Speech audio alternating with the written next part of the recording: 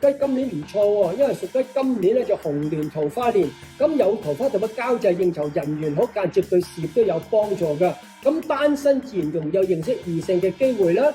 咁因為紅鸞桃花係正桃花，用認識到能夠發展落去嘅感情，拍開拖有結婚嘅機會，結咗婚都係有 BB 懷孕嘅機會，所以紅鸞桃花無論感情、人緣各樣事情都係睇高一線㗎。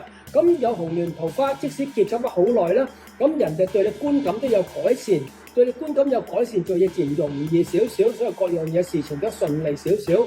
咁除咗紅鸞之外，仲有太陰，太陰係女貴人之助。如果上司拍檔下屬係女人，下屬係女人咧，都睇高一線。咁空星有咩啊？空星冇喎，淨係得個陽刃，陽刃都唔再空星，陽刃自己控制唔到情緒，容易發脾氣啫。所以屬雞嘅你今年人緣運唔錯，有女貴人之助，只係自己容易發脾氣。但係因為你今年桃花年係你發脾氣，人哋都冇你符啦，係咪？咁因為人緣始終都好㗎。咁呢個桃花同埋呢個陽刃咧，個桃花力量大過陽刃好多㗎。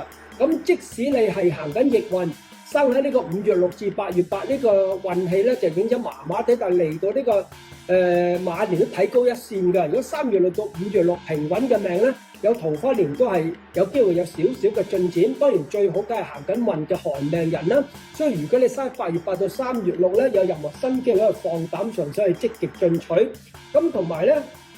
今年如果你睇廟門口嗰啲咧，都會寫你犯太歲嘅喎，咁所以叫做輕微犯太歲，因為今年叫做午酉雙破火金交戰，肺骨喉氣管稍為要留意啫。但整體嚟講，呢個犯太歲就唔係好嚴重，就唔使專登留意嘅。